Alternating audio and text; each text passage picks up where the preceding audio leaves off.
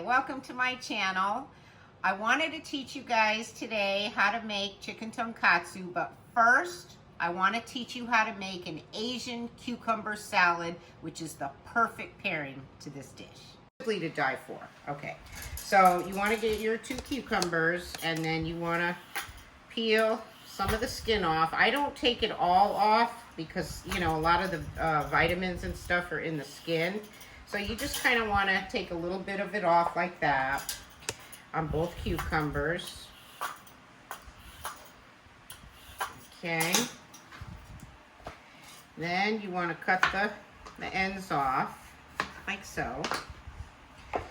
And I have a little portable mandolin here that I like to use. If you don't have a mandolin like this, you can always use your knife. The key is to cut the cucumber really thin. See, so these things are great because it cuts it super thin like that. And that's what you want. So you want to go ahead and shred your cucumber on your mandolin. And this cucumber salad is a recipe that I came up with by myself.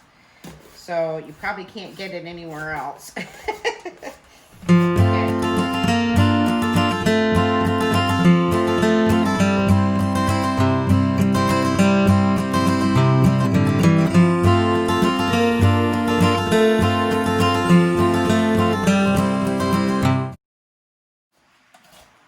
Okay, so there you have it. Our cucumbers that are sliced really thin. Okay. Okay. So this is what you're starting out with here. Okay. Then you want to add a 1/4 cup of apple cider vinegar, a 1/2 cup of just regular plain water. Then you're going to take a piece of ginger, which I keep these handy, and when I want to use them, I put them in the freezer so they last longer. Just a little tip for you there, because ginger tends to go bad fast, and these things are always a little bit of a pain to peel, but so you just want to peel your ginger. Of course, we're not going to use this whole thing. Ginger's pretty pungent, but it adds just a really, really nice flavor to this salad. I actually even sometimes like to eat the salad plain. It's very low calorie, so it's very figure friendly. And then I also have this other grater that has the bigger one and the smaller one, and it's the smaller one that I use to grate the ginger. And you're probably going to want to add, I would say probably a tablespoon in here, because ginger is very strong. So, out like that. So you get your ginger in there. You can use that for another time. Okay, and then probably about a teaspoon of just regular sesame seeds. They're just the white ones here. And just kind of sprinkle them over. So it looks like that. And then you want to grab a spoon and just give it a stir. And then I use stevia because I'm trying to watch my weight here a little bit. But if you don't have stevia and you want to use real sugar, it's delicious. I put 2 packets of stevia, or if you want to use regular sugar, 2 teaspoons, okay? And then you just mix that up together. Mix it up really good so everything's well incorporated.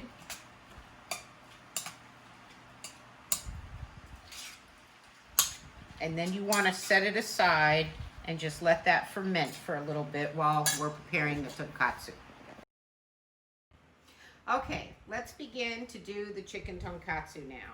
I have got 4 boneless, skinless chicken breasts here that are pretty good size. And what I'm going to do is teach you how to stretch these breasts a little further. So rather than having 4 servings, we're going to turn it into 8. You want to lay your chicken on the cutting board, and you are going to take a very sharp knife and you're going to cut the chicken breasts in half, like so. Okay? So once you do that, then you are going to pound out your chicken breasts. And I always use a piece of plastic wrap for that, so the chicken doesn't splatter all over the kitchen and get all over your clothes and everybody else. So you want to pound them out. And I would say probably to 1/4 inch thick. And this is a very important process of this, because if you don't do it, when you go to fry your chicken, you'll have chicken that may be a little bit red inside and they're not quite done. So you want to, chicken, you want to make sure it's done really well done. So let me show you one more. So you want to pound that out and see how you come up with a nice piece of chicken that's a good size. So I'm going to pound the second one here.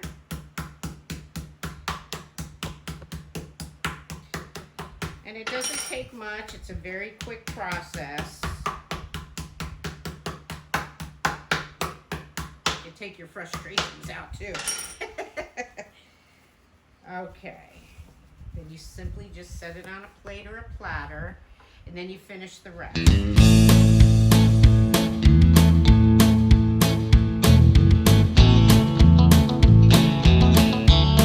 So now that your chicken breasts are all pounded out, we're going to begin to bread your chicken before we fry it. And you need to set up a breading station. I have 3 cups of Japanese panko breadcrumbs here. I have 2 eggs that I've beaten up with 1.5 cups of water, and then I've got a cup of flour, okay? So you're going to have 1 wet hand and 1 dry hand. Wet, dry.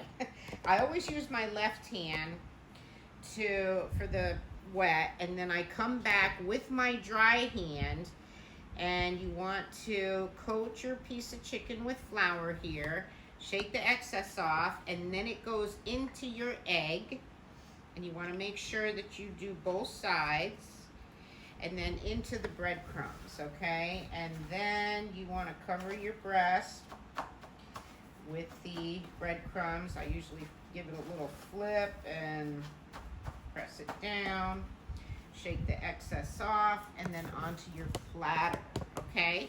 So we're gonna go ahead and get all these breaded up. Okay, so we're ready to get frying. Everything's breaded. I went ahead and preheated my oven here to 200 so that as pieces come out, you want to put them in the oven to stay warm. As you can see, I've got a little sheet pan in there. Okay, so let's begin to fry.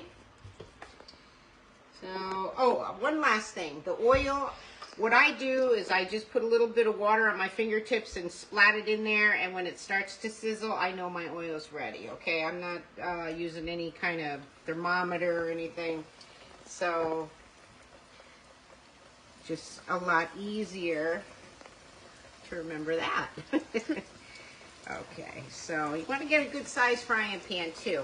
And my suggestion is probably like 1/2 inch of oil in the bottom of your pan, okay? So you don't run out.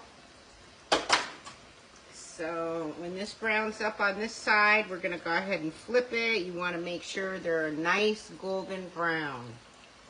And I guarantee, once you guys make this, I have grandkids that they are so picky. They don't like, oh, I don't like this, I don't like that. But I'll tell you what, they all love this. In fact, they all ask me, oh, Gigi, can you make tonkatsu? Gigi is short for Grandma Grace, by the way.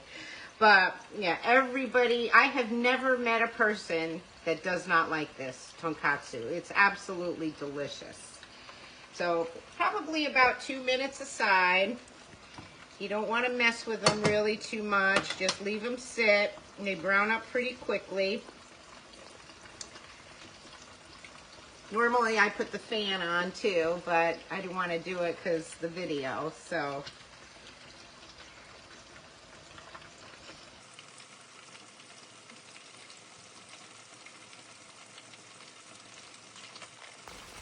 Okay, so if you want to come in here, do you start to see this golden brown all around the edge of the chicken? That's the indicator that it's time to flip. So this is what you want. See how beautiful that is? Just a nice golden brown. Let's flip all of these over. Beautiful. And when the other side's just as brown, then your piece is done. And then we'll continue frying up the rest of the chicken. Okay, all the pieces are fried, nicely golden brown. So you're gonna take a piece, and I'm gonna just show you the finish here. I like to use white plates because it really shows off the food, and let's all face it, we eat with our eyes. So if you want to come in a little closer here, you're gonna go ahead and take a nice sharp knife, and you're gonna cut strips. I'd say probably about 3/4 of an inch thick, like this. And what I use is a nice spatula here. Scoop it up and go ahead and put it on the plate like that. And then you're going to take some tonkatsu sauce. Oh, which, you know what, I should probably show you what it looks like. Okay. Kikkoman tonkatsu sauce. Sometimes you might have a hard time finding this, but I actually did find it at one of our grocery stores out here called Fry's. But if you're in an area where you can't find it, you could buy it online at Amazon, okay? It's probably about $3 a bottle. Okay, so what I like to do is I pour it in a bowl, and then I just drizzle my chicken tonkatsu with some of the tonkatsu sauce here, like this. And remember that cucumber salad that we made earlier? They're nicely fermented. I don't know if you could see that. And I take just a little bit of that and put it in a little serving dish like this. So you just have a little bit on the side, okay? And then I did make some rice. Now I want to show you just a nice, prettier way to present your rice on the plate, you know, rather than just having a big glob. So I take a non-stick cooking spray, and I just spray one of my 1 cup measurements. And then I just scoop some rice in here.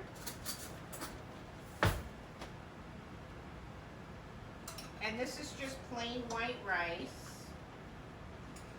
So what you want to do is you put it into your sprayed measuring cup, and you must pack it, okay? Make sure you pack it down so that it's nice and full, just like that, okay? Then come on over here. And then we're going to turn it upside down on your plate, just like that. And these are some black sesame seeds. I like to sprinkle just a little bit over the rice, just like that. And there you go. And there's your presentation.